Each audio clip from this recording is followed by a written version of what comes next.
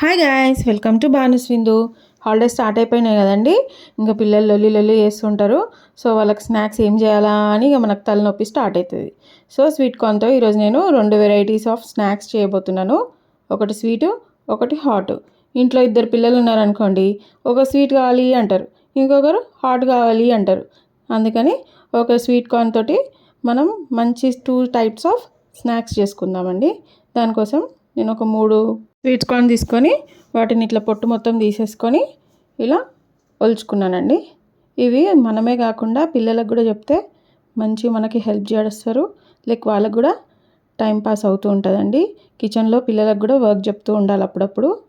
So ఇలా చేస్తుంటే చూడండి ఎంత సాటిస్ఫైయింగ్గా ఉందో. సో పిల్లలకి ఇచ్చినామనుకోండి, వాళ్ళు కూడా మనకు మంచి చేసి పెట్టేస్తారు.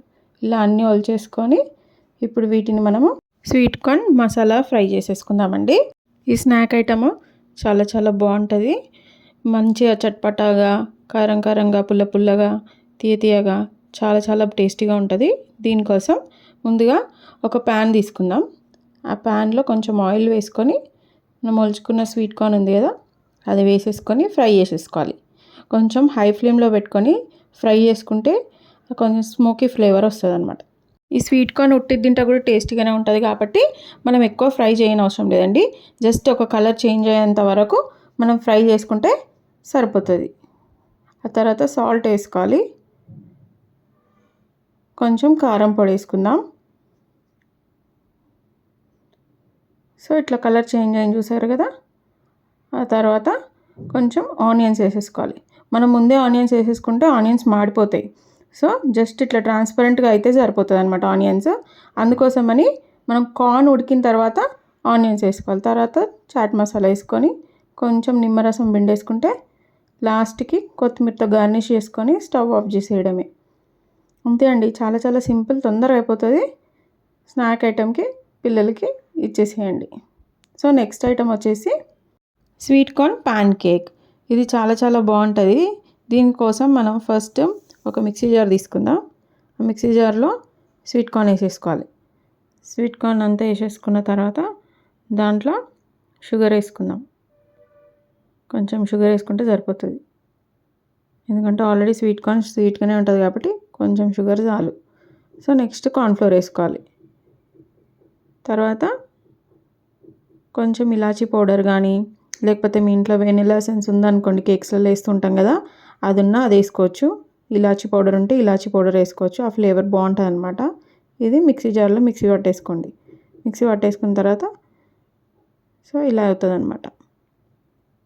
ఇప్పుడు ఇది ఒక బౌల్లోకి తీసేసుకుందాము. చూసారు కదా, ఇది ఒక బౌల్లోకి ఇప్పుడు ట్రాన్స్ఫర్ చేసేసుకుంటున్నాము. ఇది మరీ మెత్తగా కూడా గ్రైండ్ చేసుకోవద్దండి, బరకగా గ్రైండ్ చేసుకోవాలి. గ్రైండ్ చేసుకున్న తర్వాత మనకి కన్సిస్టెన్సీని బట్టి వాటర్ అంటే వాటర్ యాడ్ చేసుకోవాలి, లేదు అంటే కార్న్ఫ్లోర్ కూడా యాడ్ చేసుకోవచ్చు. 1 స్పూను కార్న్ఫ్లోర్ వేసేసుకుంటున్నానండి. నా కన్సిస్టెన్సీకి అడ్జస్ట్ చేసుకోవడానికి కార్న్ఫ్లోర్ వేసుకొని మొత్తం మిక్స్ చేసేసుకోవాలి. సో ఇలా మొత్తం కూడా కలిపేసేసుకోవాలి. మనకి కొంచెం దోశ బ్యాటర్ లాగా అవ్వాలన్నమాట. మరీ పల్చగా కాకుండా మరీ గట్టిగా కాకుండా బ్యాటర్ చూసుకోవాలి. ఇప్పుడు కొంచెం వాటర్ కూడా ఆ మిక్సీ జార్లో మిగిలింది కూడా వేసేసుకొని కలిపేసుకుందామండి. మొత్తం కలుపుకున్న తర్వాత మనకి కన్సిస్టెన్సీ కరెక్ట్గా సరిపోతుందా లేదా చూసుకోవాలి. సో ఇది మొత్తం మనకి బ్యాటర్ రెడీ అయిపోయినట్టే అండి. మనం ప్యాన్ కేక్స్కి సరిపడా బ్యాటర్ అయితే ఇలా సరిపోయిందండి. ఇప్పుడు మనము ప్యాన్ తీసుకొని ప్యాన్ కేక్స్ వేసుకోవడం స్టార్ట్ చేద్దాం. దానికోసం ముందుగా పొయ్యి మీద ప్యాన్ పెట్టేసుకొని బ్యాటర్ దోశలాగా వేసుకోవడమే.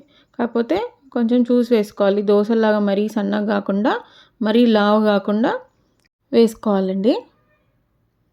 సో ఈ విధంగా వేసుకుంటే సరిపోతుంది. మీద నుంచి నెయ్యి కానీ బటర్ కానీ వేసుకుంటే చాలండి. ఒక సైడ్ కాలిన తర్వాత మెల్లిగా మనము ఫ్లిప్ చేసుకుందాం.